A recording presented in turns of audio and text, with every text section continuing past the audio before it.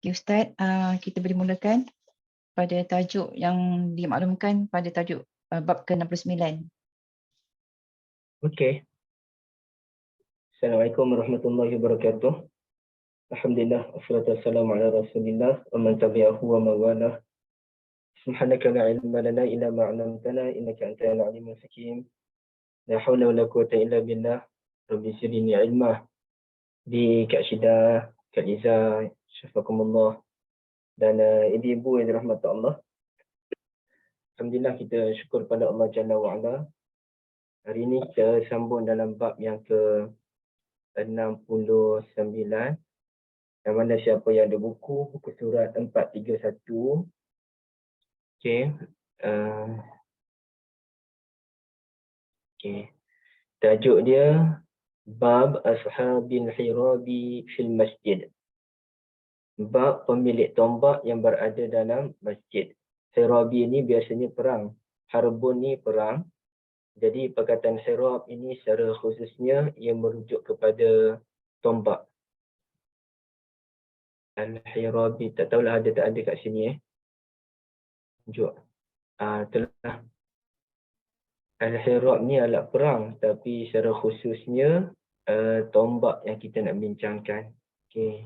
Kerana ia asal daripada perkataan haraba, iaitu perang. Jadi ibu sekalian, bab pemilik tombak yang berada dalam masjid. Hadis ini disampaikan oleh Ummul Mukminin Aisyah radhiyallahu anha. Beliau ceritakan kepada anak saudaranya Urwah bin Az-Zubair radhiyallahu anhu.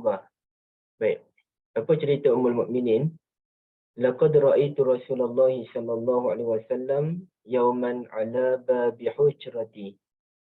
Saya telah lihat Rasulullah sallallahu alaihi wasallam satu ketika berada di pintu rumah saya. Hujrat itu rumah ya. Wal habasyah yal'abuna fil masjid. Dalam keadaan masa itu orang-orang Habasyi mereka sedang bermain-main dalam masjid. Bermain apa tu? Bermain tombak. Bermain tombak ataupun sedang membuat persembahan bermain tombak. Rasulullah sallallahu alaihi wasallam yasturuni biridaihi anzuru ila la'ibihim. Rasulullah sallallahu alaihi wasallam telah menutup saya dengan selendangnya dan membiarkan saya melihat mereka permainan mereka. Itu disebutkan dalam riwayat yang lain tu. Ra'aitu Nabiyya sallallahu alaihi wasallam wal habasyatu yal'abuna bihrabihim. Saya lihat Nabi sallallahu alaihi wasallam dan ketika itu orang Habsyah sedang bermain dengan tombak-tombak mereka. Okey, jadi kita nak tengoklah sebenarnya boleh tak boleh bermain tombak di sini Okey, yang pertamanya ibu-ibu sekalian, kalau kita lihat dalam hadis sebelum ini, hadis yang mana ya? Sebelum ni ada hadis supaya kita tidak membawa senjata secara terbuka ya. Itu boleh lihat dalam hadis yang bab yang ke-66. Bab 66. Bab yang ke-67 macam mana ya?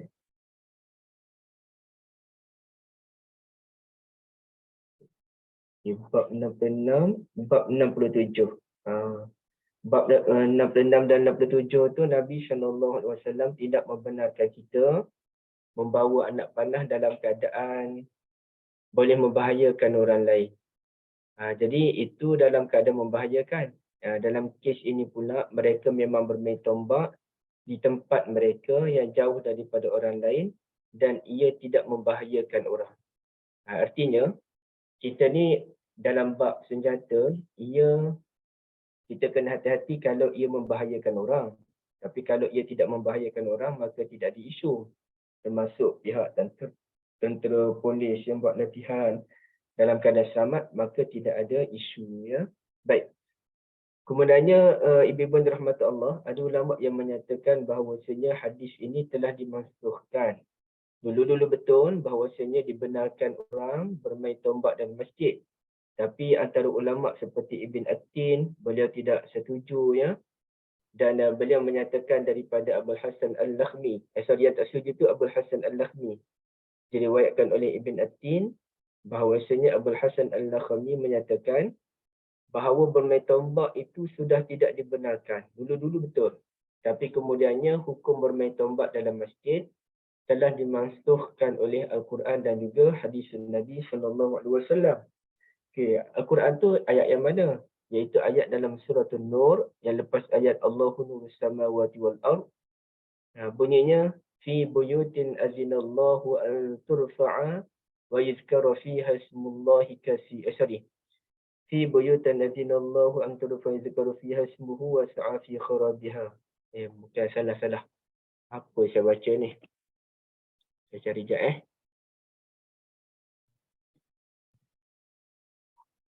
Surah An-Nur. Okey. Fi buyutin azinallahu.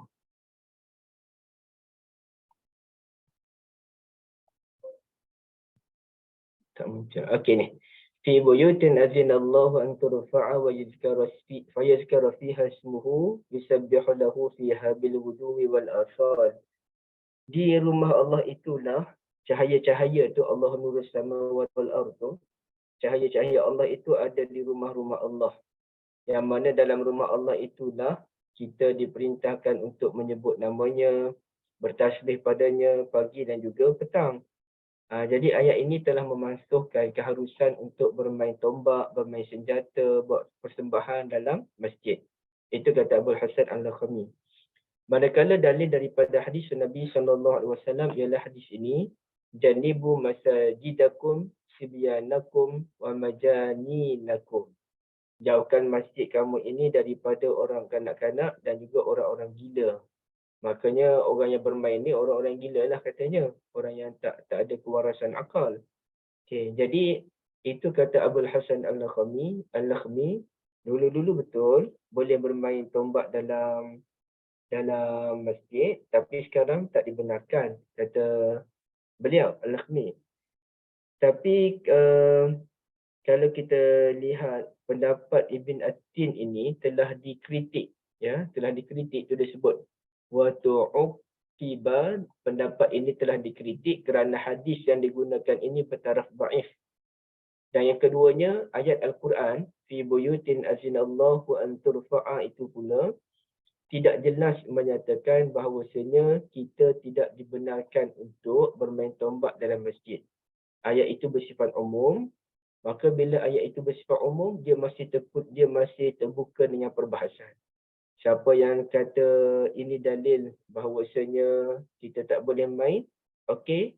Tapi ada ulama yang mana dia tak setuju. Bagi dia ini bukan dalil yang jelas, ia dalil yang bersifat umum yang boleh lagi kepada takwilan, ya. Baik. Kemudiannya ibu-ibu dirahmati Allah sekalian, ada juga sebahagian ulama Maliki, Ba'dul Malikiyah ni, sebahagian ulama Maliki menyatakan bahawa Imam Malik berpendapat mereka tu bermain di luar masjid, sedangkan Ummul Mukminin Aisyah radhiyallahu anha berada dalam masjid. Jadi main tu bukanlah mereka duduk dalam masjid, mereka berada di luar masjid. Ini kata sebahagian ulama Maliki, kata mereka ini pendapat Imam Malik. Tapi ibu-ibu yang dirahmati Allah sekalian, ternyata kalau kita kaji semua pendapat Imam Malik rahmatullahi alaih, ada pendapat lain yang menyatakan bahawasanya sebaliknya. Imam Malik dia ada bawa riwayat. Dia ada bawa riwayat yang mana menunjukkan Ummul Mukminin Aisyah radhiyallahu anha melihat mereka bermain tombak dalam masjid. Bukan Ummul Mukminin duduk dalam masjid, mereka orang Habasyah tu duduk di luar masjid, tidak. Yang betulnya ialah orang Habasyah duduk dalam masjid, manakala Ummul Mukminin lihat di rumah beliau. Jadi kalau kita kata hujah ini hujah Imam Malik, ia kurang tepat. Yang betulnya Imam Malik sendiri pun membawakan riwayat betul mereka bermain di dalam masjid. Ya. Ada sebahagian riwayat yang lain, ibu-ibu sekalian, bahawasanya Umar bin Al-Khattab radhiyallahu an mengkritik mereka. Wa fi ba'daha anna Umar radhiyallahu anhu ankara alaihim la'ibahum fil masjid. Umar marah, kenapa ni main tombak dalam masjid? Umar tak bagi. Namun kata Nabi SAW, da'hum, biarkan mereka wahai Umar. Maknanya Nabi bagi. Pada Umar ini tak patut ni. Ya, ini tak patut. Tapi Nabi SAW membenarkan mereka bermain tombak dalam masjid. Kenapa? Kerana satu benda yang perlu kita faham, kata ulama, wal-la'ibu bil hirabi laisa la'iban mujarradan. Bermain tombak ni bukanlah di permainan hiburan semata-mata, bukan, ya. Bal fihi tadribus syuja'an ala mawaqi'il hurub. Bahkan bermain tombak ni, permainan tombak, ia merupakan satu pendidikan untuk melahirkan keberanian bagi menghadapi perang, wal isti'dadi lil adu, dan juga berhadapan dengan musuh. Jadi kalau permainan tu hanya bermain semata-mata, contohnya, boleh bermain dalam masjid. So kita pun nak main bola dalam masjid, tak boleh. Sebab main bola ni dia tak ada unsur melahirkan keberanian. Memanglah kita boleh kata dalam main bola ni siap badan.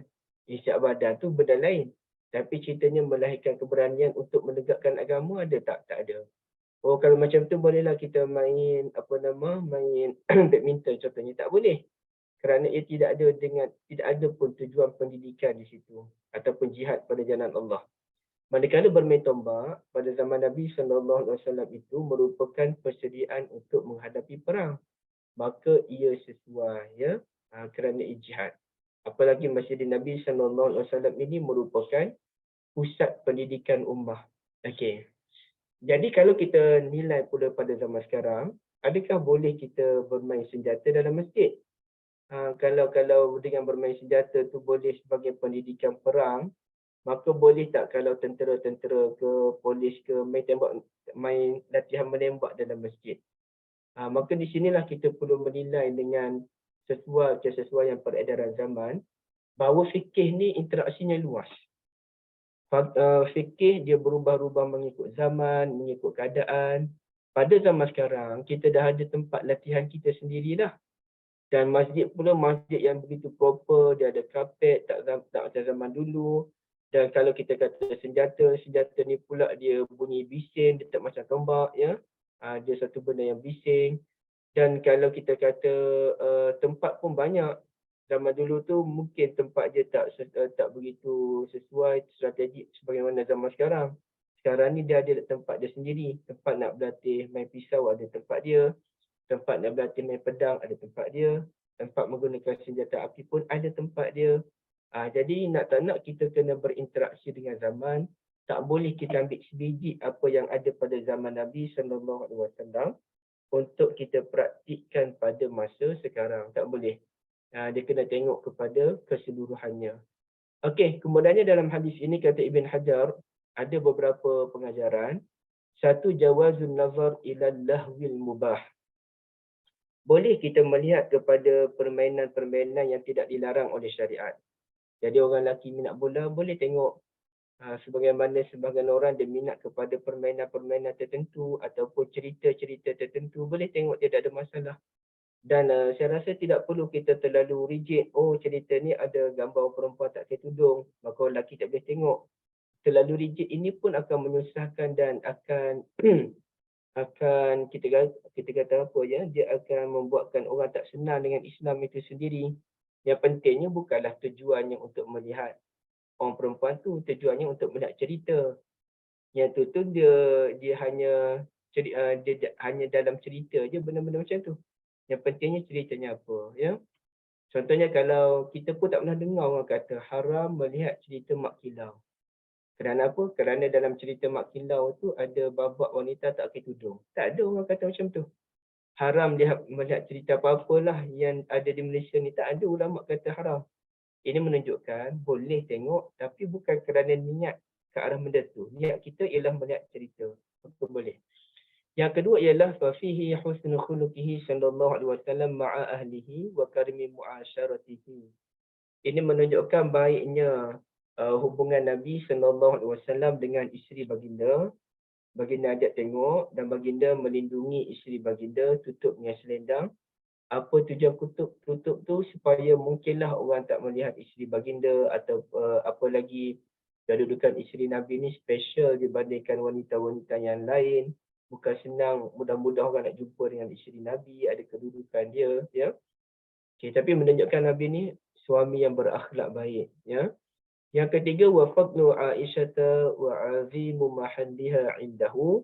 Ini menunjukkan tingginya kedudukan Ummul Mukminin Aisyah radhiyallahu anha di sisi Nabi sallallahu alaihi wasallam. Okay. Yang seterusnya ialah jawazi nazaril mar'ati ila rajul. Tidak ada masalah untuk wanita melihat lelaki, tidak ada masalah. Bagaimana lihat tu dalam keadaan biasa, bukannya tak boleh. Okey, sebagaimana tidak ada masalah lelaki untuk melihat wanita dalam keadaan biasa. Sebagaimana kita kalau berurusan di kaunter, yang jaga tu orang perempuan, yang pergi tu orang lelaki. Apa masalahnya kalau lelaki tu tengok penjaga kaunter tu? Selagi mana tujuan mereka ialah untuk berinteraksi, untuk berbincang. Contohnya kaunter hotel, kalau lelaki tu tunduk ke bawah, macam mana interaksi yang baik nak berlaku? Jadi benda tu tidak ada masalah. Dia hanya bermasalah kalangan orang yang ekstrim sahaja, ya. Sedangkan kita memilih jalan yang sederhana, insya-Allah. Okey, seterusnya minta maaf Kak Liza, Kak Syida. Suara tak ada. Saya puasa hari ni. Ya, Ustaz puasa kot. Itulah. Tak boleh minum air. Biasa Ustaz selalu minum air kan, Ustaz bercakap. Ya, saya bukannya macam Datuk Fadilah Kamsah 3 jam tak minum air. Tapi biasanya okey, lepas ni okey. Dia mula-mula je nak bagi rentak. Sangat lambat pun internet. Hari pertama lagi saya dah minum air dah, tengah hari. Sebab masa kuliah tu, entah macam mana ada air kat depan, saya minum. Dalam keadaan masa tu nak ucap selamat Ramadan, saya pun minum air dulu. Semua orang terkejut. Tapi minum sikit je lah. Allah tak izinkan minum banyak. Jangan lambat pula dia pusing ni. Okay Ustaz, tak apa. Okey, boleh. Bab, ni tajuk yang agak berat sikit dan saya pun rasa macam tak bersedia lagi untuk tajuk ini.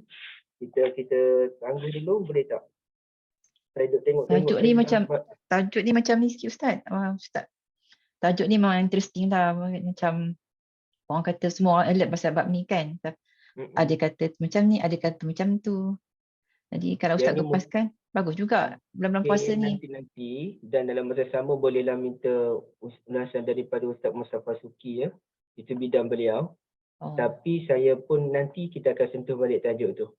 Cuma saya perlukan masa untuk buat persediaan lagi. Sebab agak berat saya kena study banyak benda. Okey. Yang seterusnya ialah bab 71 muka surat 443, bab taqadi wal mulazamati fil masjid.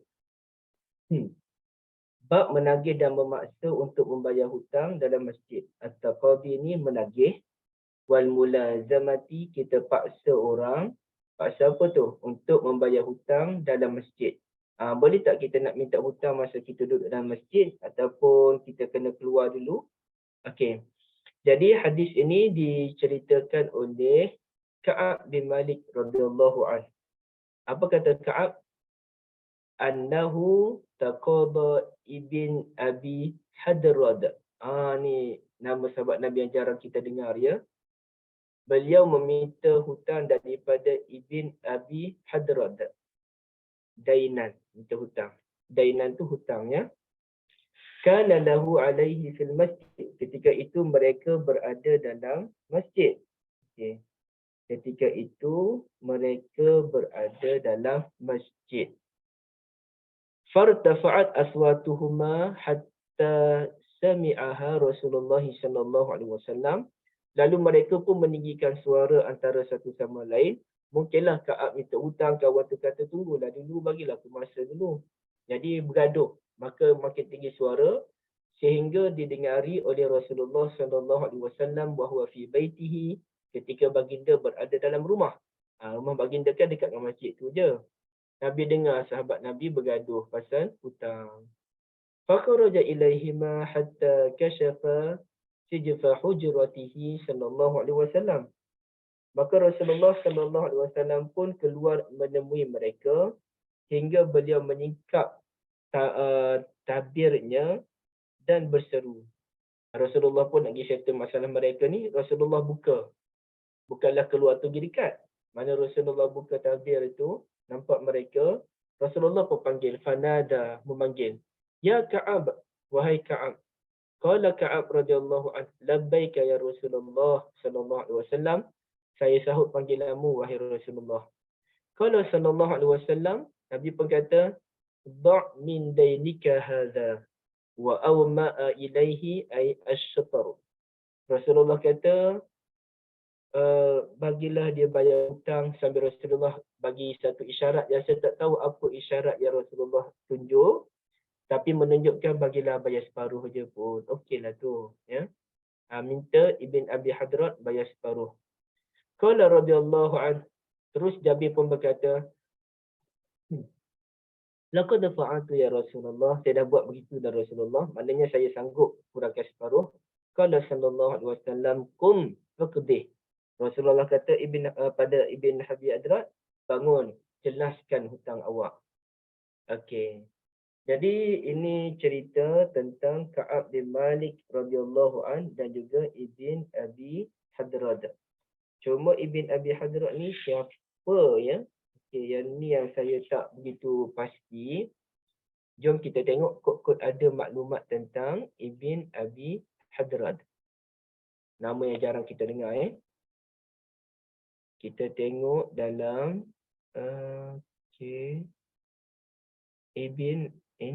Abi Hadrat. Abi Hadrat. Oh, tak pastilah nak tengok kat mana. Ini Abu Hadrat. Abu Hadrat lain. Yang kita nak bincang ni ialah Ibn Abi Hadrat.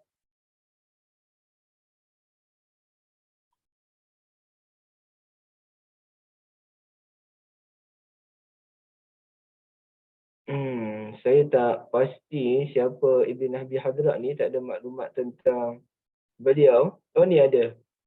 Abdullah bin Abi Hadrat nama dia. Abdullah bin Abi Hadrat. Okay, ada tak maklumat ni? Abdullah bin Abi Hadrat ada musannaf.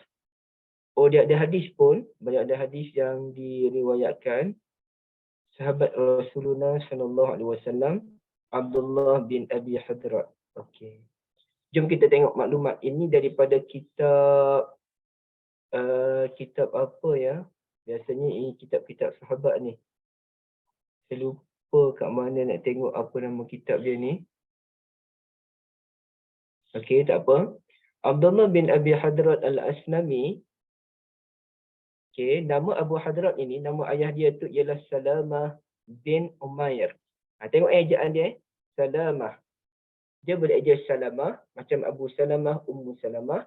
Yang ni Salamah. Salamah tu nama lelaki, ya. Salamah bin Umair. Okay. Kemudiannya Abdullah bin Abi Hadrat ini, kita tengok beliau terlibat dalam Hudaibiyah dan selepas itu sekian-sekian. Okey, tak adalah banyak sangat cerita tentang Abdullah bin Abi Hadrat, tapi ini ada cerita tentang hutang tadilah yang melibatkan beliau dengan Ka'ab bin Abi Malik radhiyallahu anhu. Okey.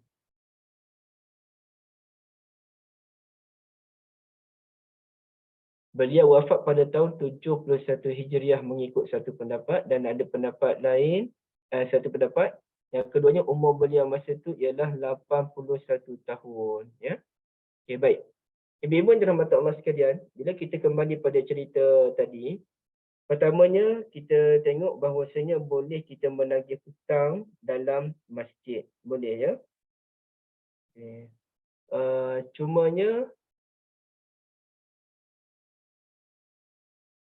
apabila berlaku pergaduhan antara orang yang pemiutan dengan penghutang, maka sebaik-baiknya diserahkan kepada seorang yang adil. Kalau tadi dalam kesnya Nabi Muhammad SAW untuk menyelesaikan masalah mereka. Jadi sampai bergaduh tu Rasulullah SAW pun terpaksa menjelaskan, terpaksa menyelesaikan masalah mereka. Ya. Baik. Yang lain tu dia tidak terlalu banyak, cumanya kita nak tengok kepada faedah daripada kisah ini. Okey, apa dia faedah dia? Depan. Wa fil hadis jawazu raf'il sauti fil masjid. Hadis ini menunjukkan bahawasanya kita boleh meninggikan suara dalam masjid. Wa huwa kadzalika ma lam yatafahash. Muka surat yang ke-447, ya, 447.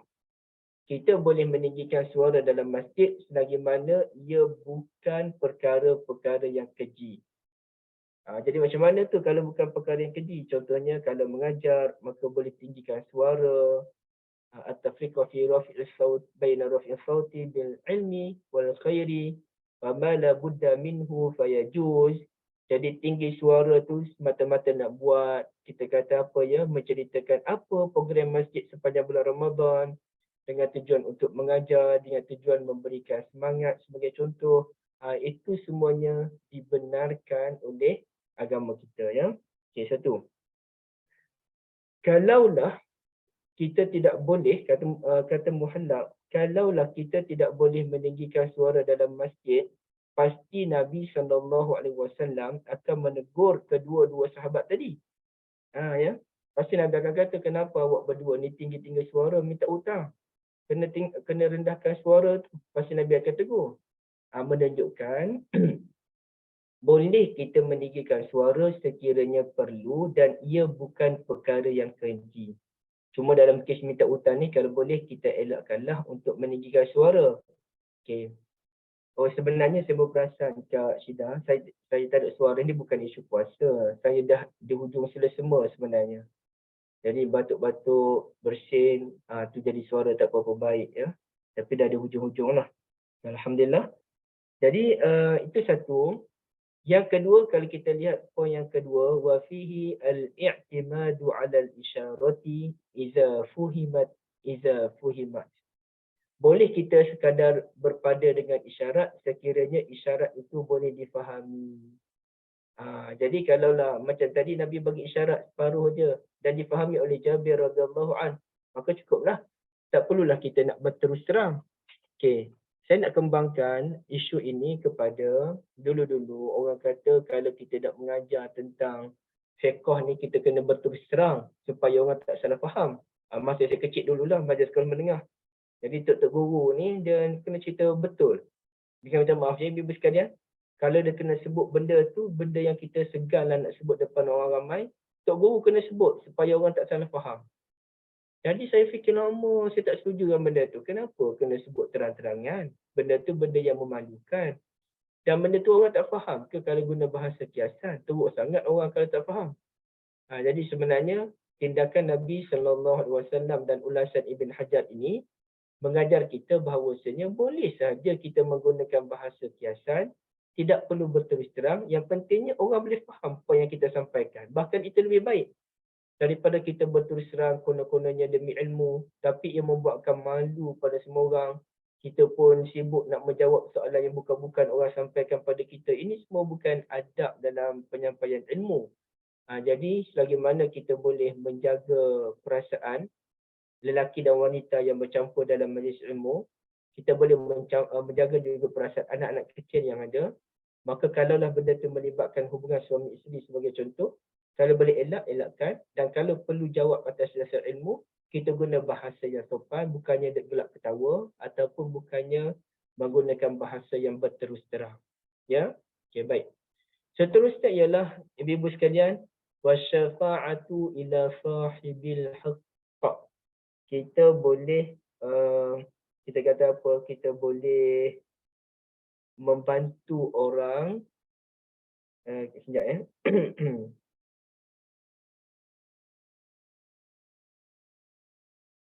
Okey. Kita boleh membantu untuk menyelesaikan masalah tersebut sebagaimana Nabi SAW minta supaya kesidalah dia bayar separuh. Cuma saya tidak pasti dan saya pun tidak jumpa maklumat adakah bayar separuh tu memang Nabi minta terus dikurangkan separuh ataupun maksudnya untuk hari ni bayar separuh dulu pun jadilah Jabir. Nanti-nanti, separuh tu nanti-nantilah. Jadi saya tidak pasti apa maksud Nabi SAW. Adakah Nabi memang minta dikurangkan separuh terus, ataupun Nabi minta supaya untuk hari ni bayar separuh dulu. Jadi yang tu saya tak ada maklumat, dan di sini pun tak ada menyatakan perkara demikian, ya. Jadi tak tahulah mana satu yang diminta oleh Nabi Muhammad SAW. Dan dia sebut ni, ya, dia sebut begini. Okey, dia tak sebut terang-terangan di sini macam mana, tapi dia sebut wa hadza lam yakun hukman, yang Nabi suruh keluar separuh itu bukan satu keputusan, ya. Itu bukan satu keputusan yang wajib diikuti. Okey.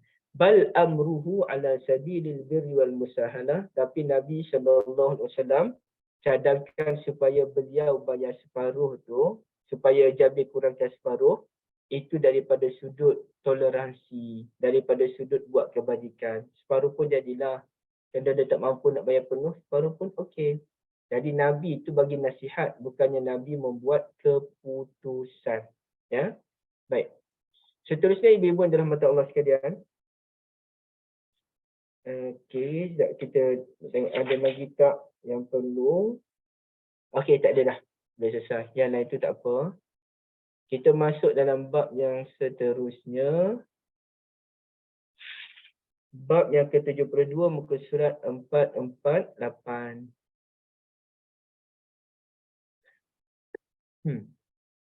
Bab kansil masjid wal tiqatil khiraq wal qaza wal idad. Bab menyapu sampah. Kansil masjid, menyapu sampah di masjid, wal tiqatil khiraq. Wal tiqatil khiraq. Apa maksud dia, ya? Wal qaza ni kotoran. Memungut sampah. Okey, betul lah. Kansil masjid ni menyapu masjid. Wal tiqatil khiraq, memungut sampah. Wal qaza, kotoran. Wal idan, dan juga duri. Okey. Apa ceritanya? Ceritanya daripada Abu Hurairah radhiyallahu an, anna rajulan aswada aw imra'atan sauda radhiyallahu anhu aw anha kana yakumul masjid. Ada seorang lelaki berkulit hitam ataupun wanita berkulit hitam. Tak pasti benda satu. Lelaki ataupun wanita, tapi nanti ada riwayat menyatakan memang wanita, bukannya lelaki. Yang mana kerja wanita tersebut ialah mengutip sampah dalam masjid. Dia biasa membersihkan masjid. Famata radhiyallahu anha, maka satu masa beliau meninggal dunia. Fasa'ala Nabi sallallahu alaihi wasallam anhu, ataupun anha, kan. Nabi pun bertanyakan tentang wanita tersebut. Faqalu. Okey, faqalu mata. Dia ni sebab dia buat andaian lelaki. Bila lelaki tu fasa'ala Nabi sallallahu alaihi wasallam anhu. Kalau betul wanita, anha. Mereka jawab faqalu mata kalau lelaki, kalau wanita matat. Mereka kata dah meninggal dah Rasulullah. Rasulullah terkejut. Rasulullah tak tahu pun kawan tu dah meninggal. Qala sallallahu alaihi wasallam, "Afala kuntum azantumuni bih?" Bukankah saya dah pesan pada awak semua kalau apa-apa yang berlaku pada dia, bukan begitu, silap. Mengapa awak semua tak bagi tahu saya tentang keadaan dia? Dah meninggal baru nak bagi tahu, kenapa tak bagi tahu dari awal lagi? Itulah maksudnya. Dulluni ala qabrihi radhiyallahu an, tunjukkan kepada saya, atau qala qabriha radhiyallahu anha, tunjukkan pada saya di mana kubur orang itu. Fa'ata sallallahu alaihi wasallam qabraha radhiyallahu anha fa salla 'alaiha. Rasulullah pun pergi ke kubur wanita tersebut dan kerjakan solat jenazah. Bolehkah solat jenazah ni? Ibu-ibu sekalian. Kita dah lama dah meninggal, seminggu dah meninggal. Kita pun baru tahu, ya Allah, baru tahu meninggal. Kita pun pergilah ziarah kubur dia. Contohlah namanya apa, ya? Namanya Mek Som. Nama lama lah ni. Mek Som meninggal. Kita pun baru tahu Mek Som meninggal. Innalillahi wa inna ilaihi raji'un. Tak tahu pun cerita Mek Som ni. Maka kita pun minta mana kubur Mek Som. Anak dia pun tunjuk ini kubur Mek Som. Boleh tak kita nak solat jenazah di kubur maksum tu? Ceritanya. Macam mana Ibu? Boleh Ustaz, pernah tengok orang buat Ustaz? Oh ya. Alamak. Ada nama Niksum. Saya tak niat. Saya tak tengok pun ada Oh ya nama ke? Niksum ke apa. Saya main sebut je tadi, minta maaf banyaknya Puan. Tapi saya Uh-uh. sebut Niksum ya. Saya bukan Nik. Uh-uh. Minta maaf banyak. Saya tak perasan pun. Tetap tak perasan. Tak ada niat pun untuk buat persamaan nama. Tak ada. Okey. Kak Syida kata boleh. Kak Liza kata boleh. Macam mana ibu yang lain? Boleh tak boleh? Boleh. Apa Kak Lina? Boleh. Boleh. Kak Lina pun kata boleh. Ya. Terima kasih banyak semua. Tak apa.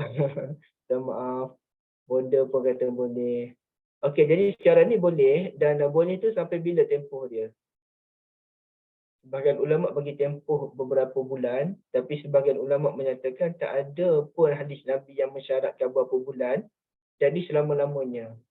Artinya kalau kita beritahu tanya bila meninggal tadi kawan tu. Dah 3 tahun dah meninggal. Allahu Akbar, tak tahu pun 3 tahun dah meninggal. Bila kita pergi ke kuburnya, boleh kita salatul jenazah di situ. Tidak ada masalah ya. Okay. Dan ini merupakan perbuatan Nabi SAW sendiri. Dalil yang jelas. Sama juga kalau kita nak pergi ziarah orang meninggal, kita tak sempat, dia dah dikebumikan, kita pun pergi tengok proses pengebumian dahulu. Dah selesai semua ke bumi, barulah kita mengerjakan salat sunat jenazah atas kuburnya. Okay, itu kaedah dia ya. Okay. Ibu-ibu dirahmati Allah sekalian. Jadi ceritanya, seorang kemungkinan besar orang itu ialah wanita kerana ada riwayat lain menunjukkan memang dia seorang wanita. Dan dikatakan namanya ialah Ummu Mihjan. Ya, Ummu Mihjan. Penjaga Masjid Nabi SAW ataupun orang yang tukang sapu Masjid Nabi. Jadi besar sampai ke Nabi pun ambil berat pasal dia. Kenapa tak bagi tahu kawan ni dah meninggal? Nabi nak doakan dia. Ya, Nabi nak doakan dia. Jadi insya-Allah beliau di syurga pada kedudukan yang tinggi atas jasa beliau membersihkan Masjid Nabi SAW itu. Okay, baik. Jadi adalah beberapa riwayat tu dia cerita pasal kemungkinan besar memang wanita, kemungkinan namanya Ummu Mihjan, ya, kemungkinan besar. Baik. Seterusnya ibu-ibu yang dirahmati Allah sekalian, yang lain tu dia cerita teknikal tu, tak apalah.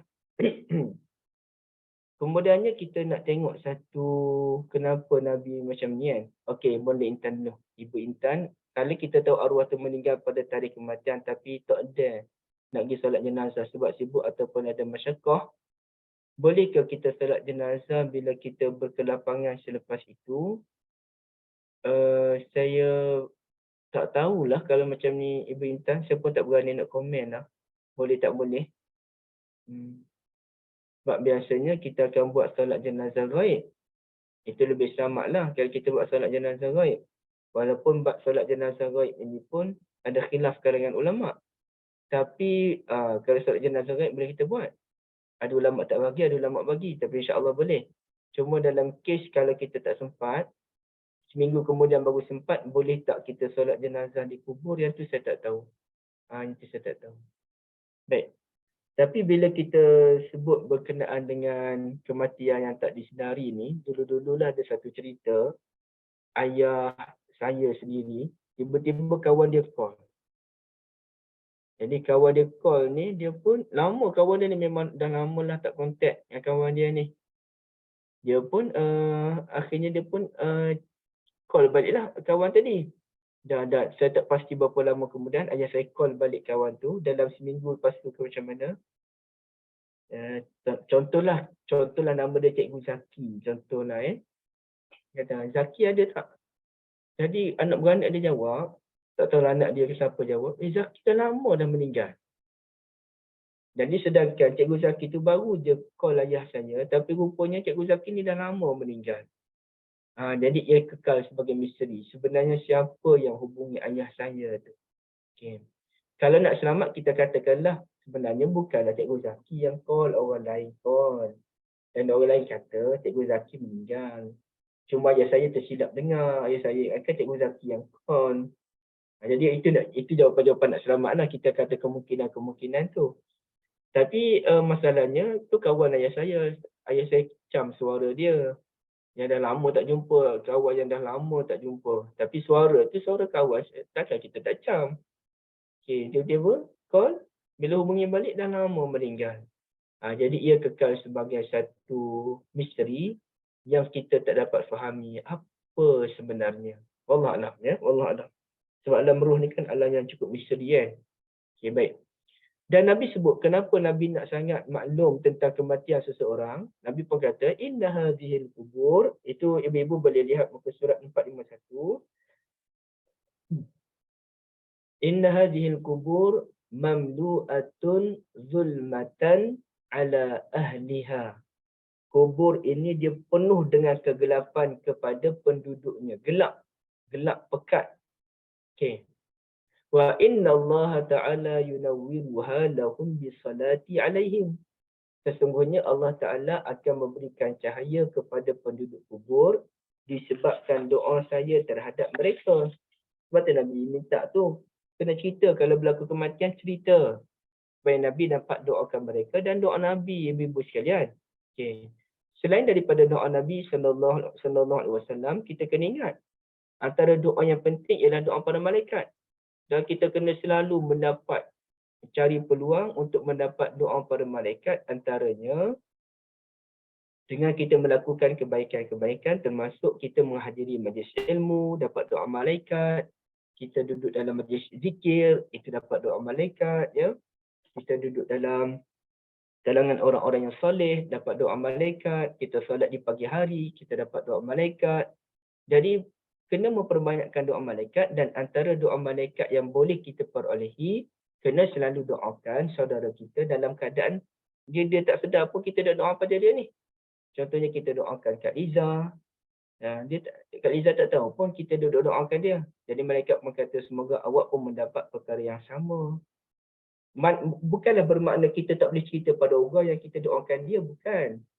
Kita boleh cerita je, kita doakan. Dan kita pun biasa dalam WhatsApp, syafakumullah, kita sebut apa. Tapi dalam masa sama, kita pun duduk kat rumah, kita pun berdoa pada Allah Azza wa Jalla. Malaikat kata, semoga awak pun dapat benda yang sama. Jadi, siapakah orang yang paling penting untuk kita doa supaya kita dapat kesan yang lebih besar, ibu-ibu sekalian? Siapa? Begitu. Ya? Ibu bapa kita. Ibu bapa kita, betul Kak Syida. Ibu bapa kita lah. Barulah dia punya kekuatan doa malaikat pada kita tu lebih tinggi. Jadi, sebab itu dia ada saya kongsikan di mana ya, saya pun dah lupa dah. Tentang solat yang dicadangkan oleh Syiah. Solat birrul walidai. Syiah punya solat, ada solat untuk buat baik pada ibu bapa. Ada kaedah-kaedah solat tersebut. Saya pun kelakar jugalah. Tapi, kita boleh amalkan solat birrul walidain itu mengikut cara kita yang lebih sunnah. Iaitu kita solat sunat macam biasa, tapi dalam setiap rukuk, dalam setiap sujud, kita doakan ibu bapa kita. Jadi dia ada paling kurang 3 ataupun 4 doa untuk ibu bapa yang ada dalam Al-Quranul Karim, berhakumi doa para Nabi. Doa Nabi Nuh AS, doa Nabi Ibrahim AS, kemudiannya doa yang Allah Ta'ala suruh kepada Bani Israel dan juga umat Nabi Muhammad. Dan begitu juga doa yang keempat pun doa yang Allah ajar. Inilah doa orang-orang yang menghargai generasi yang lepas. Okey, jadi 4 doa ni ialah 4 doa yang wajar kita amalkan insya-Allah. Okey, baik. Ada satu lagi perkara yang saya nak kongsikan dengan ibu-ibu sekalian. Jom kita tengok ada ke solat yang namanya Salatul Hadiyah. Hal yajuz Salatul Hadiyah. Okey.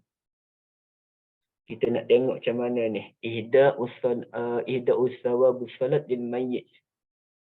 Hal yajuzu an tusalli jama'atan salatul wahsyah salatul mubtada latini salatul wahsyah.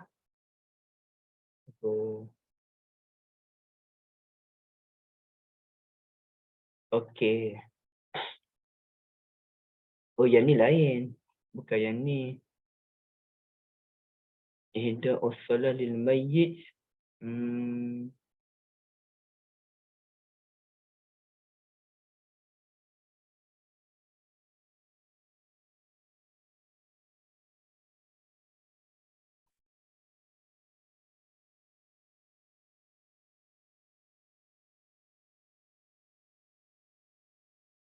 kita tengok Satu daripada Ibn Baz rahmatullahi alaih. Dia ada satu solat ni yang mana dilakukan untuk orang yang telah meninggal dunia. Okay.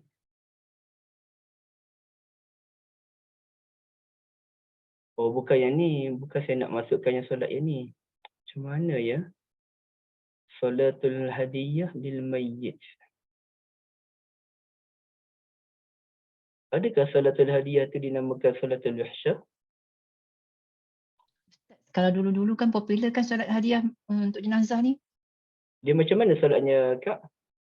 Macam biasalah, cuma kata niatnya kita solat dia setelah jenazah tu dikebumikan, buat lepas maghrib. Buat lepas maghrib. Nanti saya nak cari tu. Lepas tu, kita niatkan solat itu untuk ibu bapa. Untuk orang yang meninggal, ibu bapa kita ke?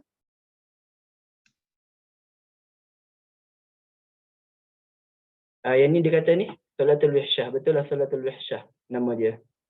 Iaitu la ya'ti 'alal mayyit ashaddu min awwali yaumin. Tidak, mayat ini dia berada dalam keadaan yang paling menakutkan ialah pada awal malam. Malam pertama tu. Okey.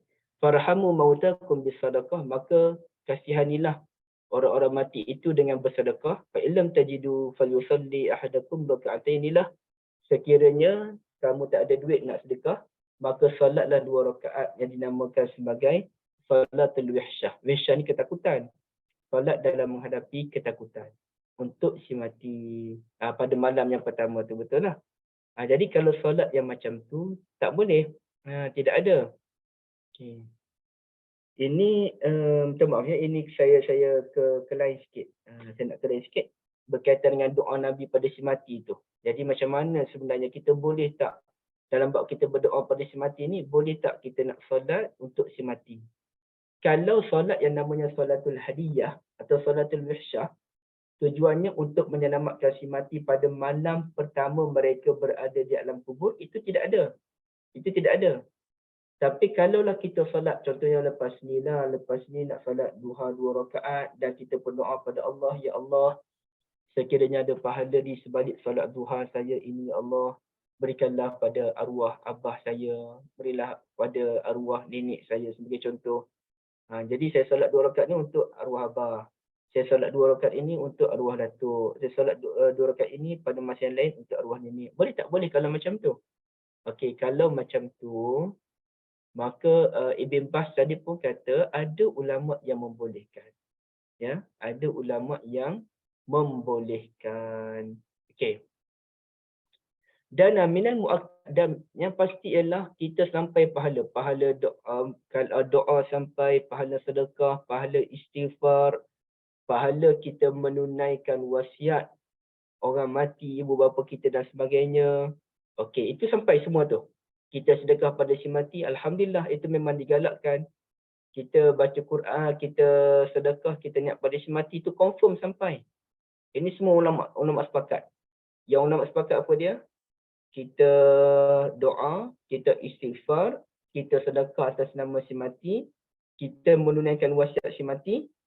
Contoh si mati tak ada hutang 1,000, tolonglah bayar, dia tak sempat bayar.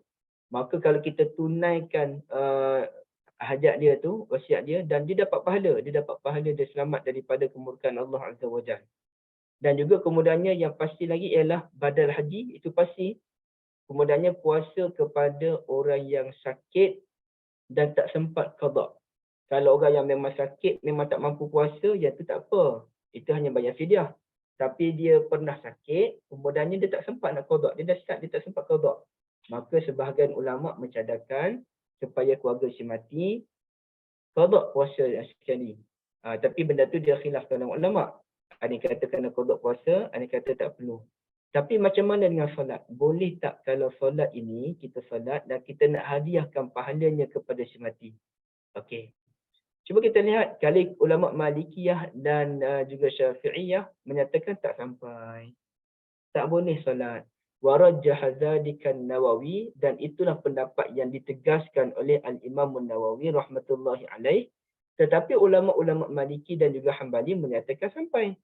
Sebab kedudukan solat itu sama je dengan kedudukan puasa ke, kedudukan sedekah ke, kedudukan haji ke, sama. Dan pendapat ini dipilih oleh Ibn Qayyim Al-Jawziyah. Jadi dalam bab ini, kita terbukalah ibu-ibu sekalian. Kita terbuka. Ada benda yang kita bertegas. Ada benda yang mana kita kena terbuka. Okey. Jadi yang bertegasnya, solat wisyah, solat pada lepas maghrib ke, lepas isyak ke, tak ada. Tapi kalau ada orang yang solat dan dia doa pada Allah, Ya Allah, kalaulah ada pahala di sebalik solat sunatku ini, bukan solat wajibnya, solat sunatku ini, aku hadiahkanlah pahalanya kepada bapaku ataupun pada anakku yang telah meninggal. InsyaAllah benda tu boleh dipertimbangkan kerana ada ulama yang membenarkan. Jadi kita terbuka. Kita tak boleh terlalu ketat dalam bab ini kan. Saya ketat-ketat juga, tapi dalam bab yang boleh terbuka, kita kena terbuka. Okey. Wallahu a'lam. Okey, dan okey, selesai yang tu. Ada soalan dulu ke ibu-ibu?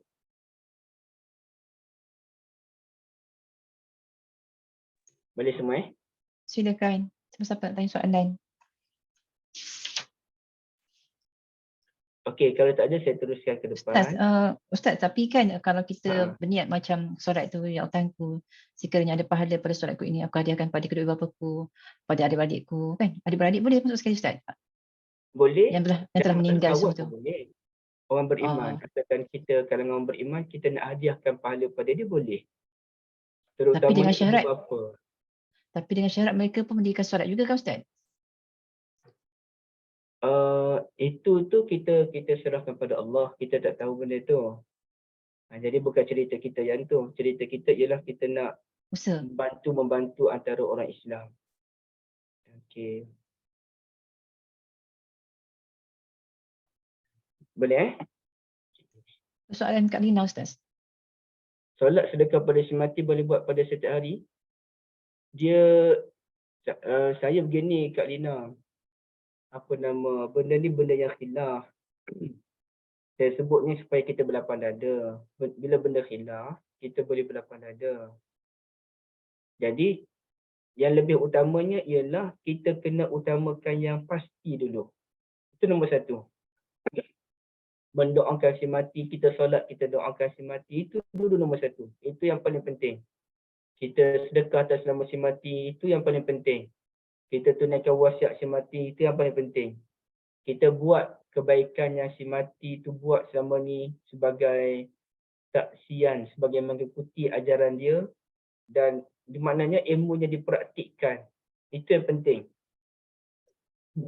Manakala baca Quran, sedekah pahalanya kepada si mati, solat, sedekah pahalanya kepada si mati, itu bukan perkara yang paling penting dah, kerana ia ada khilaf kalangan ulama. Jadi kalau nak buat setiap hari pun tak ada masalah. Cuma di sini Kak Lina, kita utamakan dulu yang penting. Okay. Dalam keadaan kita utama yang penting, kita pun nak buat yang ni, kita pun nak buat semualah. Cuma dalam masa yang sama kita nak buat juga setiap hari, insya-Allah boleh, tidak ada halangan. Cuma messaging kita kena jelas, benda yang tidak ada khilaf itu yang kita nak utamakan. Allah. Dia bukan salat hadiah, dia bukan salat hadiah.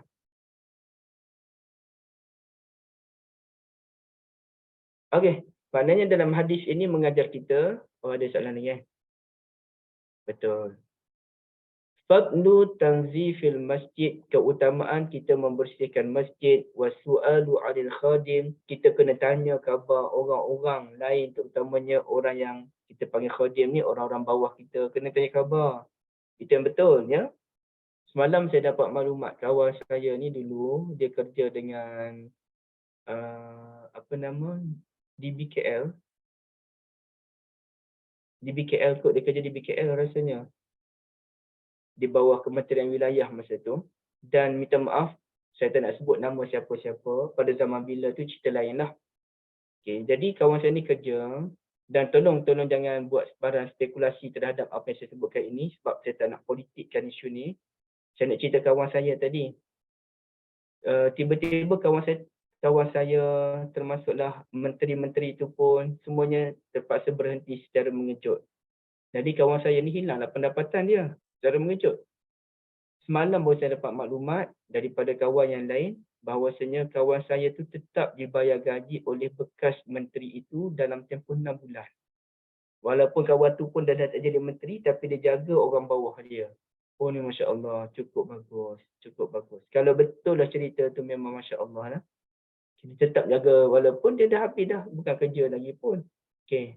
Jadi itu penting, itu yang dilakukan oleh Nabi SAW, jaga kebajikan orang bawah. Sama juga kalau ada kalangan kita, satu masa nanti nak tak nak mesti kita akan dengar cerita kalangan kita ni meninggal dunia. Nak tak nak, mesti kita dengar. Kalau bukan saya, kalau bukan saya, ibu-ibu. Kalau bukan ibu-ibu, saya. Dia mesti ada cerita ni. Cerita orang akan meninggal dunia satu masa nanti, kalangan kumpulan kita. Jadi bila ada, kita tanya khabar dan kita berusaha untuk membayar hutang sekiranya ada. Tanya khabar, ada hutang 10,000, tak mampu bayar, keluarga tak mampu bayar. Tak apa, kita pakat kalangan kita. Dapat bayar dalam 5,000, Alhamdulillah. Selebihnya 5,000, keluarganya usahakan. Jadi ini dinamakan sebagai bantu-membantu kerana Nabi SAW sendiri menyatakan mana-mana orang beriman yang berhutang, saya akan tanggung hutang dia. Makna Nabi ambil tanggungjawab nak bayar hutang kawan-kawan yang lain. Ya. Wasadiqi iza ghaba, begitu juga tanya khabar kawan yang sudah lama kita tak dengar cerita. Ni kan khabar. Bukannya waktu tahu je kan. Okay.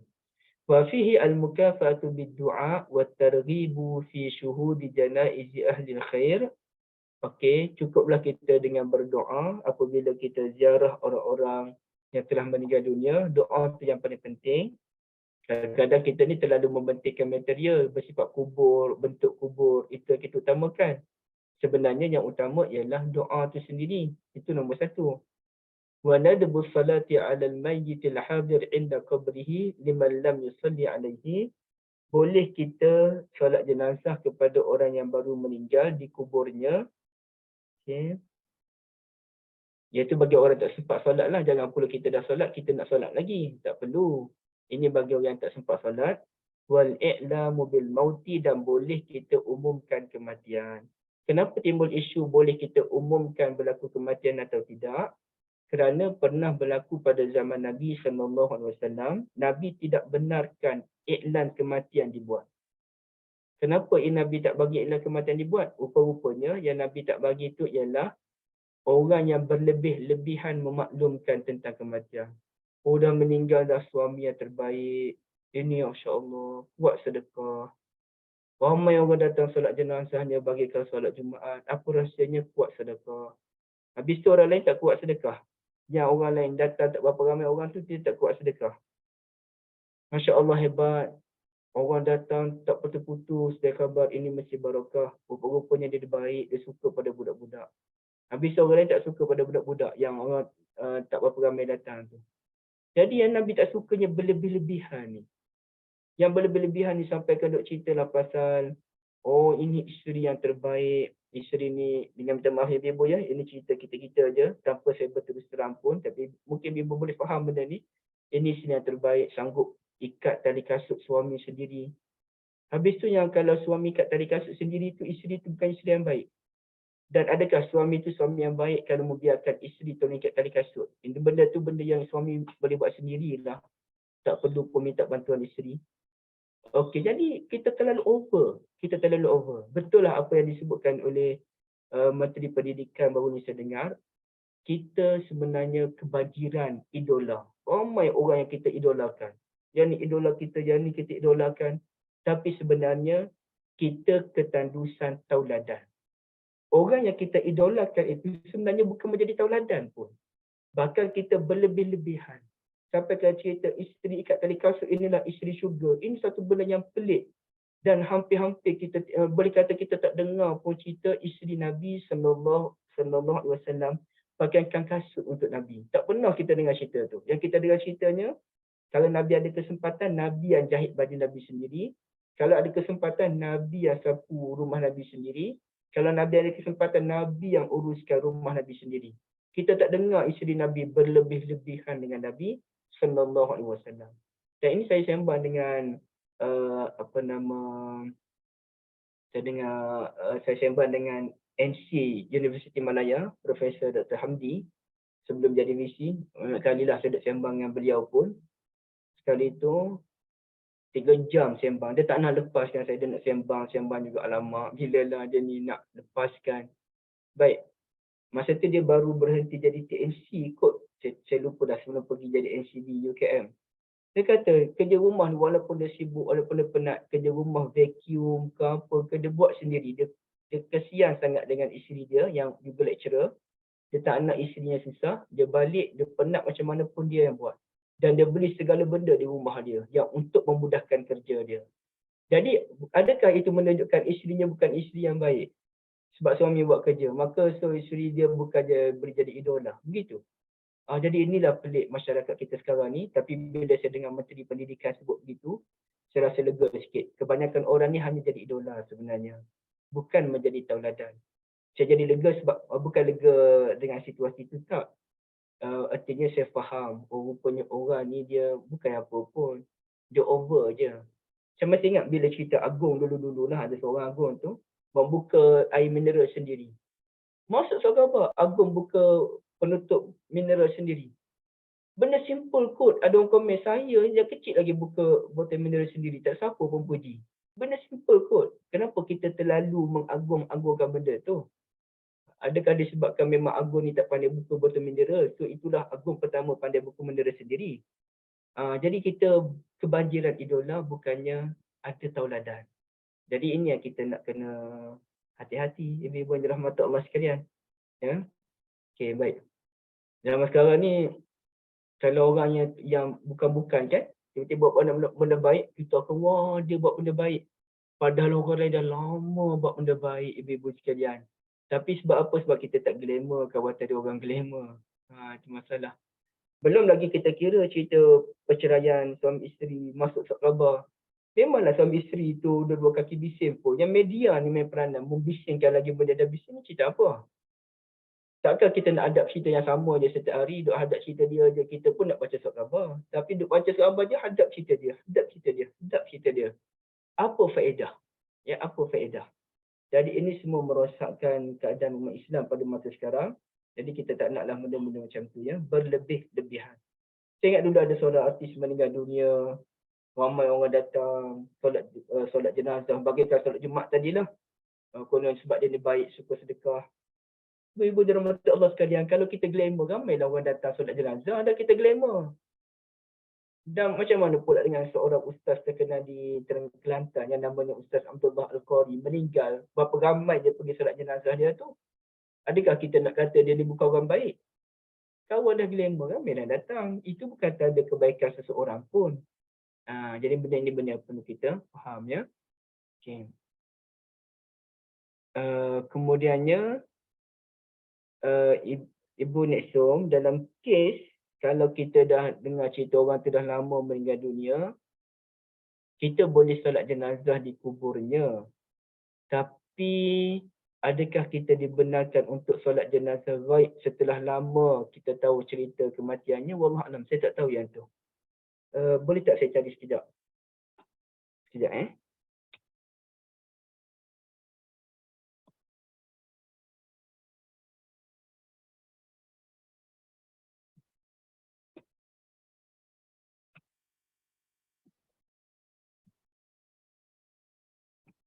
Ada soalan dulu ke ibu-ibu? Silakan. Ustaz, satu lagi kan, bila berlakunya kematian, kebaikan si mati itu diukur pada bilangan yang mensolatkan jenazah tu Ustaz. Adakah benda tu relevan?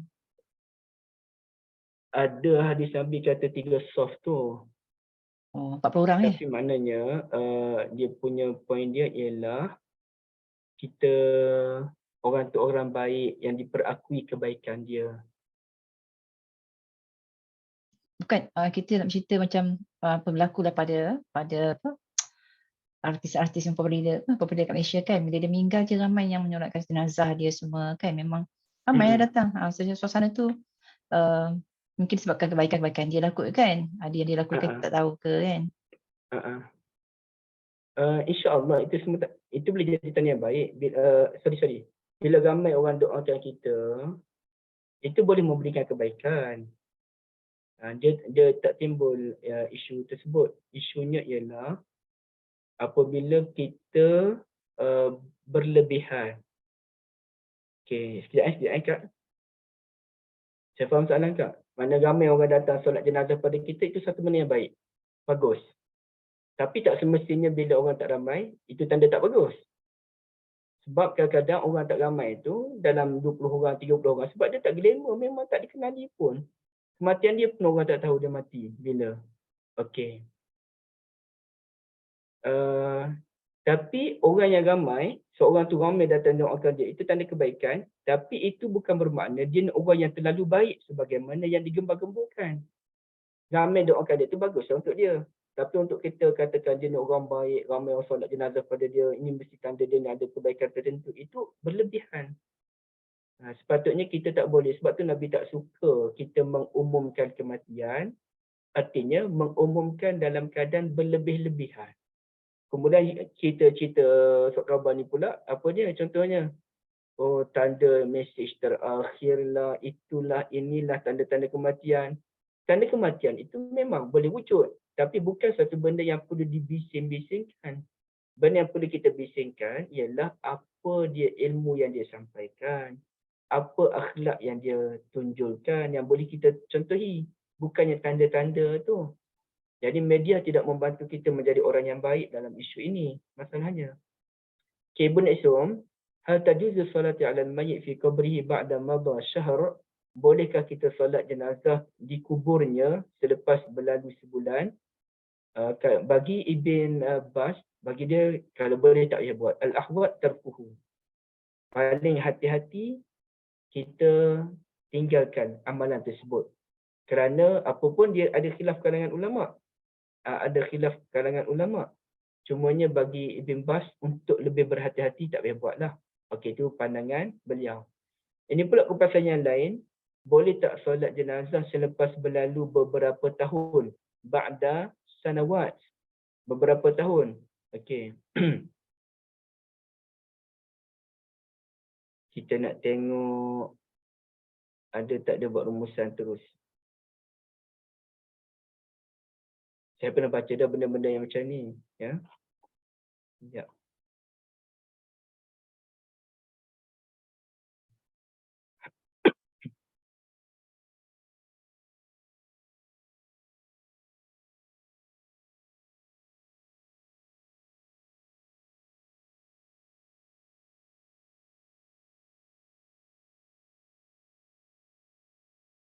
Ni hadis tadi.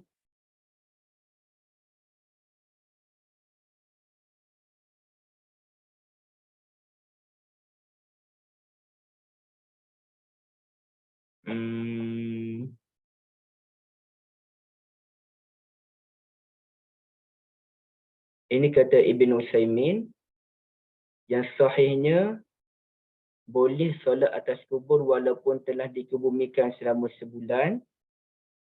Okey. Dan ada ulama yang mana dia tetapkan tempoh, bukanlah selama-lamanya, tetapi dia letakkan tempoh berapa lama yang dibenarkan kita untuk solat jenazah, ya. Ada ulama kata sebulan, ada ulama kata 3 hari, dan ada ulama kata tak apa, bila-bila pun boleh. Sekejap, ya. Tapi untuk kubur Nabi tak boleh lah, kita nak solat jenazah di kubur Nabi, tak boleh yang tu. Okay, ini fatwa dalam mazhab Syafi'i. Disunatkan untuk kita solat jenazah atas mayat. Oh, ni solat jenazah gaib. Okay, ini solat jenazah gaib. Ini benda lain pula.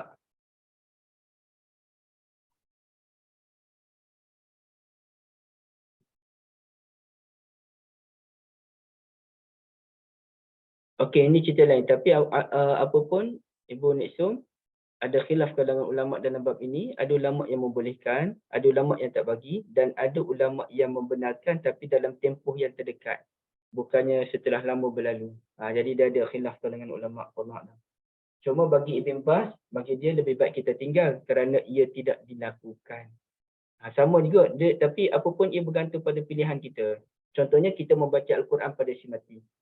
Dan kita nak sedekahkan pahala baca Quran tu pada si mati. Boleh tak boleh? Okay, ada 3 pendapat ulama yang saya faham. Pendapat yang pertama tak boleh. Pendapat yang kedua, majoriti ulama kata boleh. Cuma ada pendapat yang ketiga, walaupun ada ulama kata boleh, dalam masa yang sama ada ulama kata tak boleh, lebih baik kita tidak buat kerana tidak ternyata Nabi SAW dan para sahabat berbuat demikian. Yang jelasnya bersedekah, mendoakan si mati itu ada. Tapi sedekahkan pahala solat, sedekahkan pahala baca Quran itu tidak ada. Maka berhati-hatinya kita tak perlu buat. Itu pandangan guru saya. Dalam bab ini bagi saya kita berlapan dada. Siapa nak buat, buat. Siapa tak nak buat pun tak apa. Tapi kalau tak nak buat, jangan lupa untuk berdoa. Jangan kita tak buat terus, doa pun tidak. Jadi berlapan dada itu perlu insya-Allah. Ya. Baik.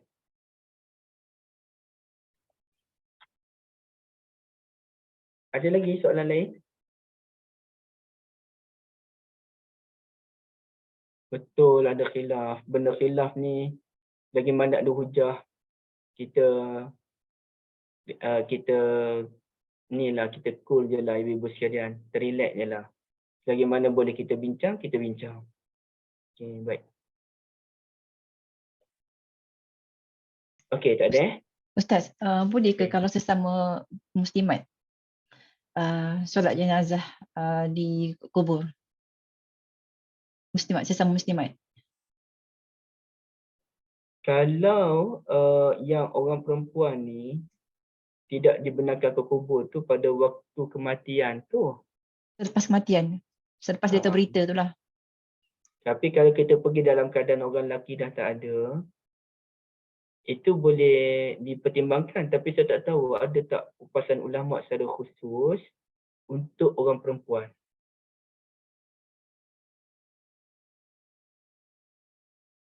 Saya cuba cari fatwa ulama, kok ada perbahasan tu.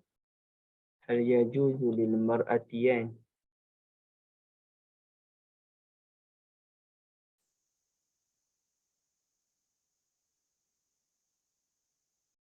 Tak tahulah Kak, boleh tak boleh sebenarnya.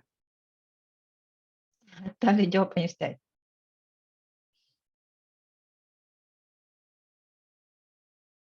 Satunya kita kena tahu dulu orang perempuan ni boleh tak boleh solat jenazah. Okey, situ dulu.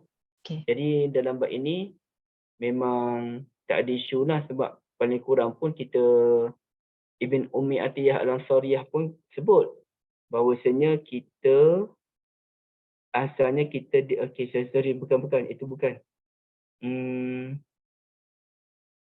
Ada ni Allah takhruj. Dia ada penegasan tak boleh ikut jenazah tu masalahnya.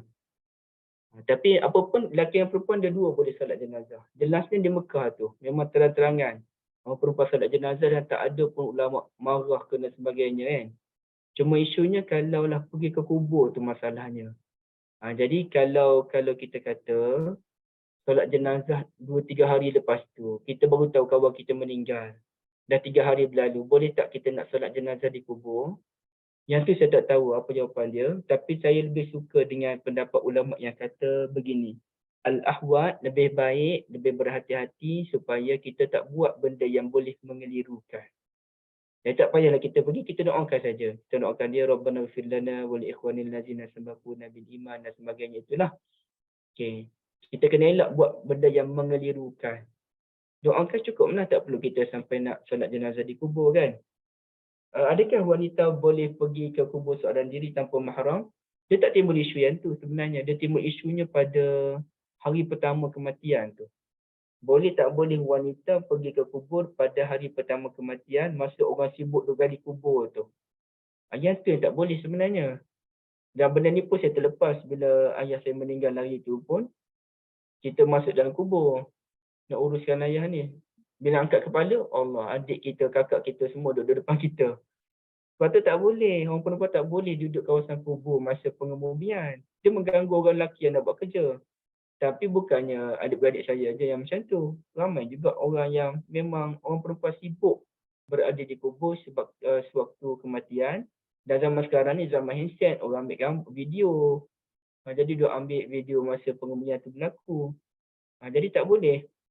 Bukannya kematian ni bukan sekali. Baru berlaku dah banyak dah berlaku kematian. Kenapa pun dah ambil video lagi nak buat kenang-kenangan? Tak penting pun benda-benda macam tu kan. Jadi sebenarnya kewujudan orang perempuan di kubur masa orang tengah sibuk tu, dia mengganggu orang lelaki yang nak buat kerja satu hal. Yang keduanya berlaku pencampuran yang tak sepatutnya. Kalau pencampuran tu di tempat yang sepatutnya macam di Mekah dan di Madinah tu tak apa. Ni pencampuran berlaku di tempat yang tak sepatutnya. Dan ketiga, orang lelaki pergi ke kubur tujuannya untuk memperingati akhirat. Bukannya untuk terganggu imannya dengan melihat orang perempuan muda pula terutamanya.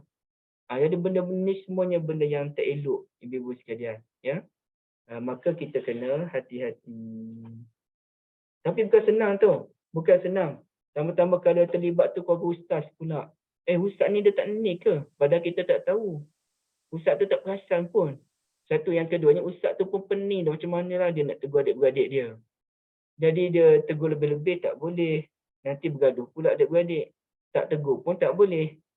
Jadi sebenarnya bila kita tengok keadaan itu berlaku kepada orang-orang yang kita percayai, yang mengajar kita selama ni sebagai contoh, kita kena tak boleh bersangka buruk terus. Kita kena ada sangka baik. Mungkin ada sebab tertentu ustaz tersebut tak dapat buat sebagaimana yang dia ajarkan. Ya, okey. Jadi contohlah kalau kita katakan bila berlaku kematian. Kadang-kadang suami ni dia simpan dulu di masjid kan. Duduk di masjid. Bolehkah isteri tu duduk dengan suami kat masjid itu? Jadi sebab suami dia dah meninggal. Cuma suami diletakkan di masjid kerana tak sesuai letak di rumah. Jadi isteri duduk kat masjid tu kan. Dan dia berlaku pada keluarga-keluarga kita juga. Bukanlah keluarga saya tak. Tapi keluarga-keluarga yang dekat dengan saya lah. Isteri duduk kat situ dengan suami kan. Padahal tak boleh. Tapi bila benda tu berlaku, kita pun tak perasan. Benda-benda tu berlaku, kita tak perasan sebab kita tengah bersedih kan. Jadi isteri, sesedih mana pun kita menghadapi kematian suami, kita kena mengikuti, kita kena tampung kesedihan itu dengan mengikut panduan Nabi SAW. Duduk di rumah, doakan suami, baca Quran, salat. Itu yang penting.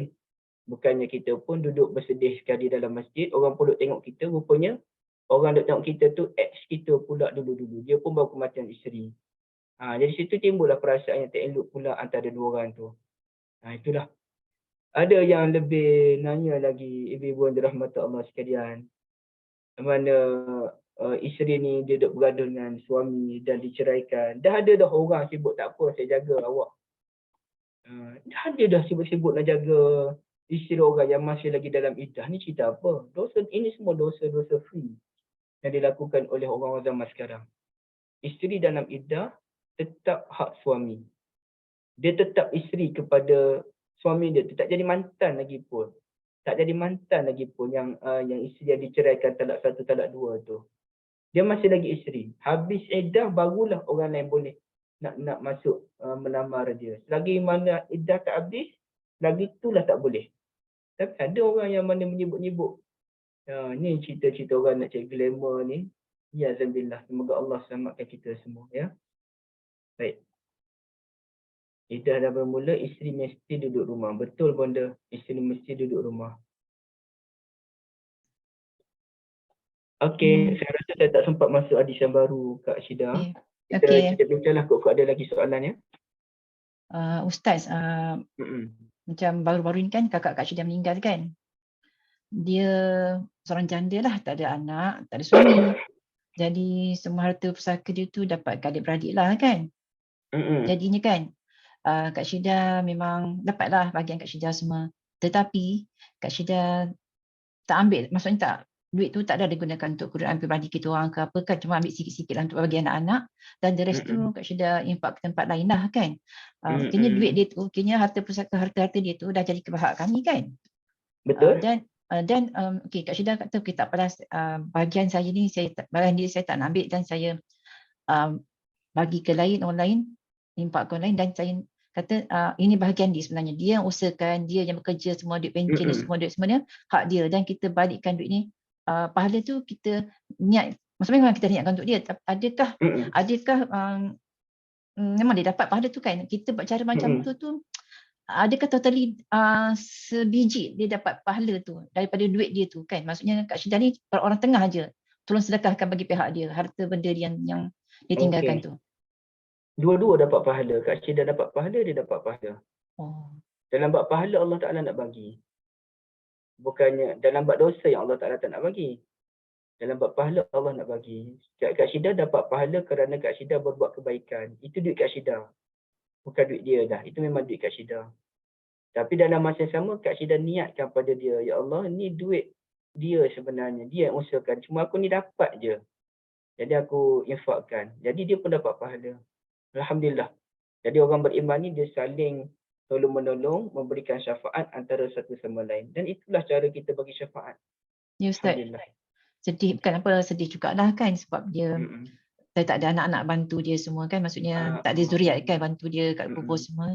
Harapkan adik-beradik je lah kan. Itu yang katakan macam apa yang kita mampu buat kita buatlah kita kan. Sebabnya itu kenangkan kalau boleh kita nakkan dia dapat pahala tu solid lah dekat dia, hak dia kan. Terima kasih Ustaz. Betul. Kita doakan dia selalu insya-Allah. Allahumma syirlaha warhamha wa'afiha wa'fu anha. Minta maaf je yang baru masuk, suara saya tak ada sebab dia hujung kita semua ni.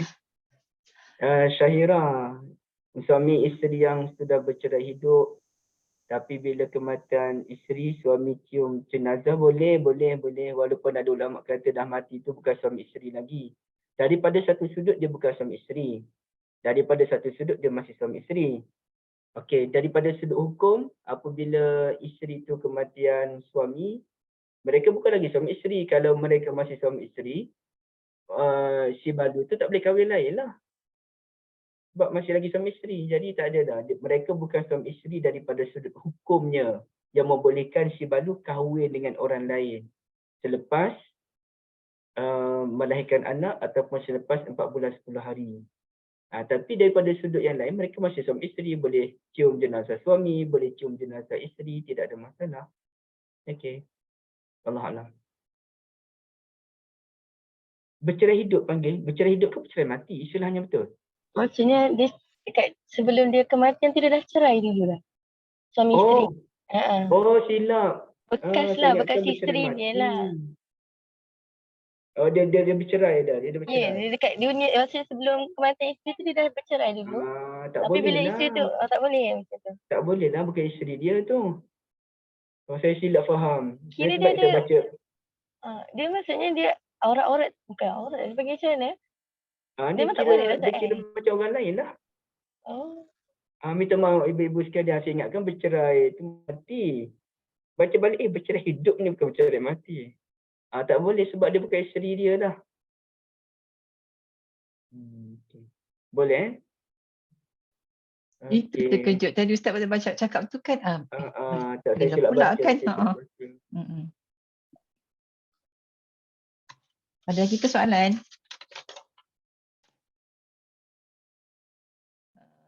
Lagi 1 minit, 1:30. Adakah lagi soalan? Silakan Ustaz, silakan.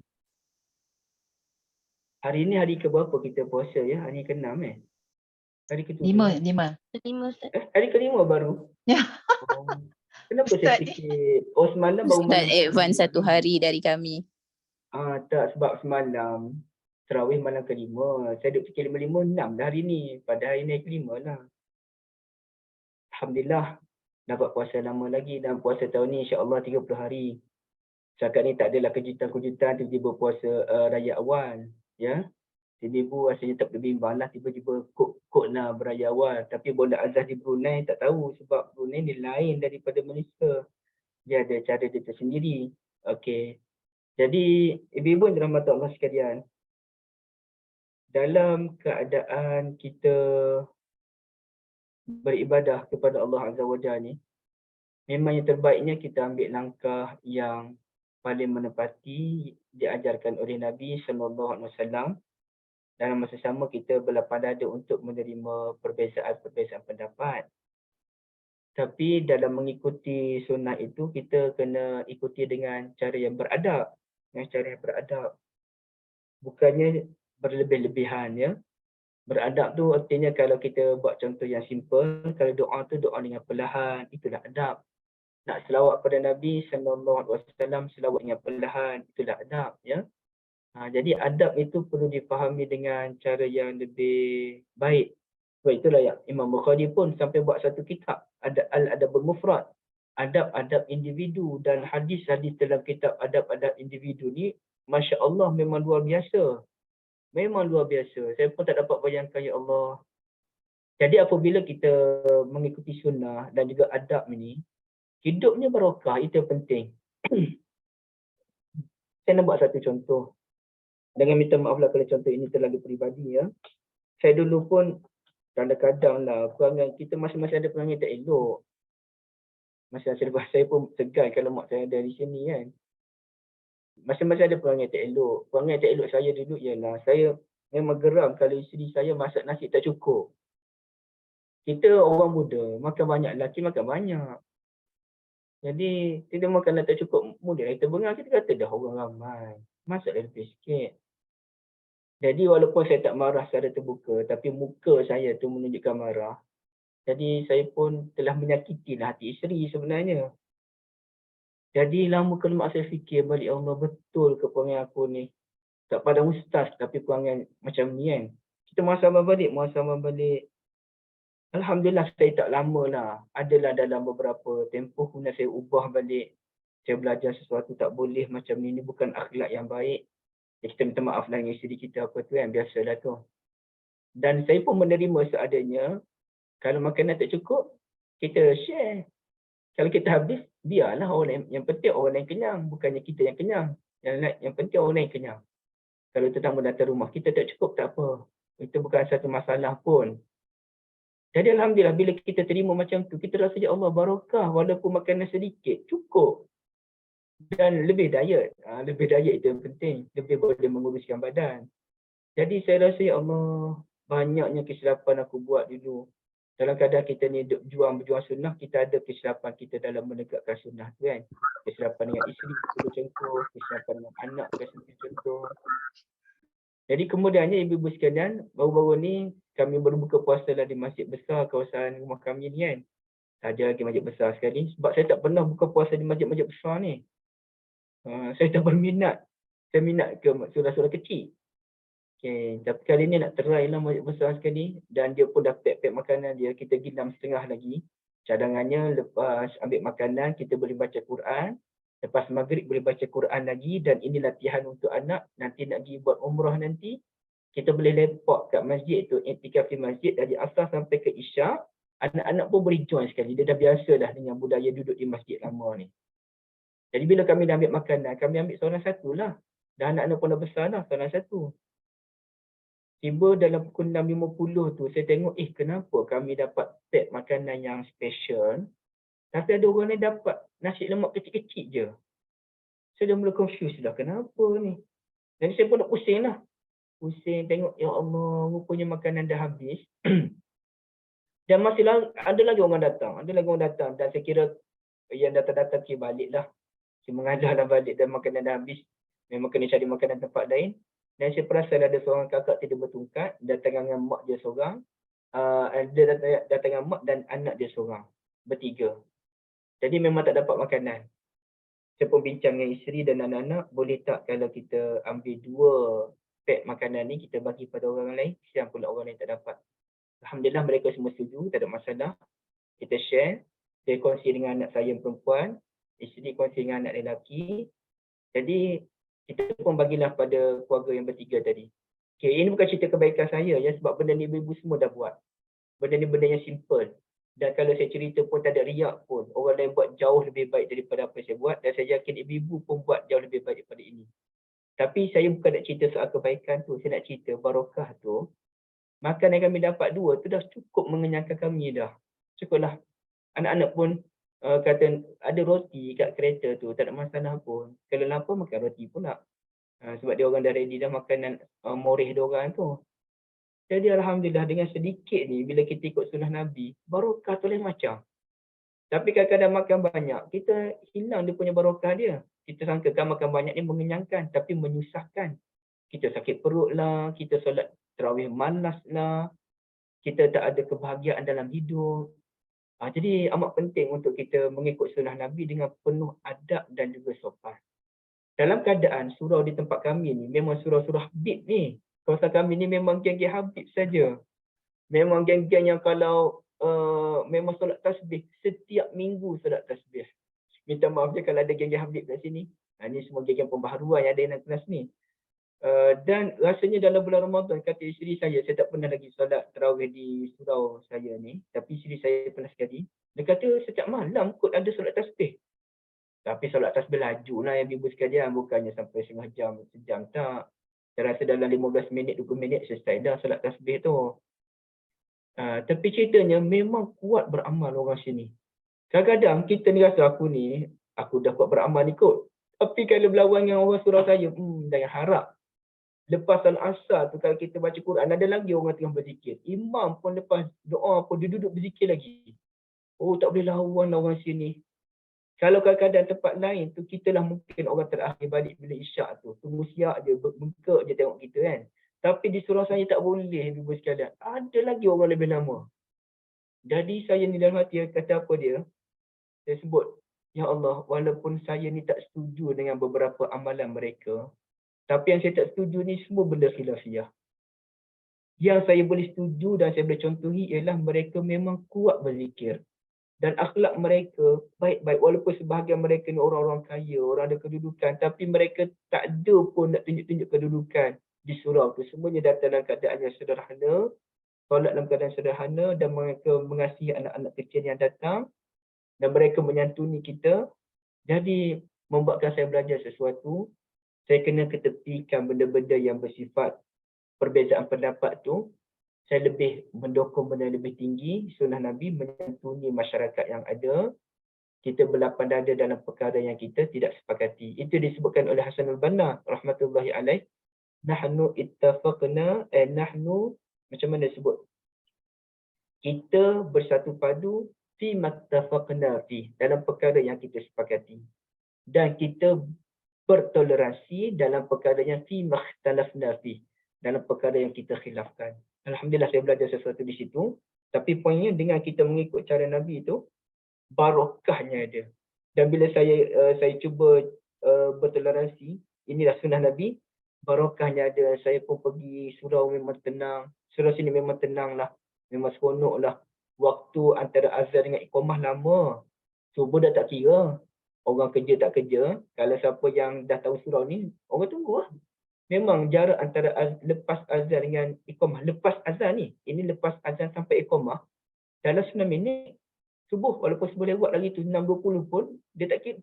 Surau kami, solat subuh hampir tamat dalam 6.45 dulu. Yang masa subuh 6.20 tu. 6.45 baru habis solat. Campur-campur zikir memang pukul 7 lebih lah. Surau tempat lain awal lagi habis. Jadi, mereka ada identiti mereka, ibadah tu. Subuh Jumaat tetap baca sejadah dengan ihsan. Walaupun orang nak pergi kerja, sejadah ihsan. Kalau orang tak tahan, pergi tempat lain. Cari tempat lain. Jadi Masya Allah, kita rasa seronok sangat, Ya Allah. Memang kuat betul orang sini ibadah. Saya pergi solat zuhur di Masjid Negeri hari itu, 4 minit je. Lepas azan dengan iqamah 4 minit. 4 minit kalau kita solat 4 rakaat. Dalam hati Allah sampai hati Masjid Negeri buat 4 minit. Buatlah dalam 6 minit paling kurang. Masjid kami 8 minit. Surau kami 8 ke 9 minit. Antara lepas azan sampai iqamah. Alhamdulillah ada barakahnya. Alhamdulillah. Jadi saya berhenti di sini Kak. Minta maaf ya. Maksudnya Ustaz, mereka imarahkan masjid tu dengan mengamalkan sunnah-sunnah. Dia sebenarnya sunnah itu yang perlu kita fahami dengan cara yang betul. Sebahagian orang terlalu mementingkan sunnah yang bersifat teknikal. Takbir tu angkat tangan di mana, tangan letak di mana, cara jarinya macam mana, bila sujud nak letak lutut dulu ke tangan dulu. Mereka mementingkan sunnah dari sudut teknikal. Tapi sebenarnya sunnah yang lebih besar ialah kita kena datang solat Jumaat, kita kena datang solat jemaah. Kita kena datang awal. Kalau boleh kita menunggu waktu solat. kita kena amalkan solat sunat qabliyah dan ba'diyah. Kita juga kena solat tu jangan lama, jangan sekejap, kena solat lama. Itu sunnah yang lebih besar berbanding dengan teknikal-teknikal tu. Tapi setengah orang dia terperangkap dengan teknikal. Dan saya sampai tu Kak Syida, saya rasa sedih sangat. Ada satu kumpulan yang saya memang kenali sebagai orang yang kuat sunnah. Tapi hari itu kenapalah aku tak nampak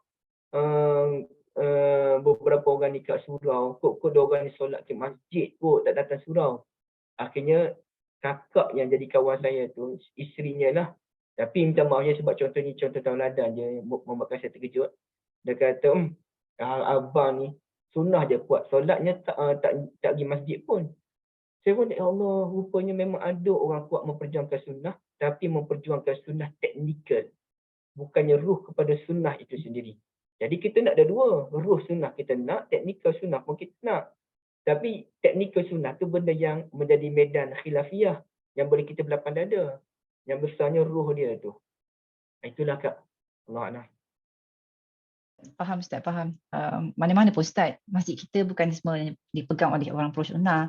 Jadi nak tak nak kita ni nak imarahkan, kita kena ikutlah, kita kena membodohkan diri kita lah maksudnya kan. Kita tak pernah macam kita nak buat, macam kita tak pernah buat benda-benda yang sebelum ni macam benda itu kita sunnah, tapi diorang tak buat lah, kita takkan nak bagi tahu dekat diorang kan. Macam suami Kak Syida lah dekat sini kan. Oh dia ikut je lah, dia join dia. Tapi dia happy lah kat sini sebab rumah dekat masjid. Kan? Alhamdulillah. Lepas tu tak apalah kita, yang pentingnya kita sentiasa ke surau ke masjid kan. Betul lah Ustaz cakap tu. Kena ketepikan lah, harap-harap didengar lah ni kot insyaAllah. Ustaz, kita pun sampai ke 10.45. Alhamdulillah, terima kasih semua atas keberadaan pagi ni Ustaz. Kita endkan sesi kita dengan tasbih kafarah. Subhanallah, alhamdulillah, syadallah, ilaha anta, astaghfiruka wa ilaik.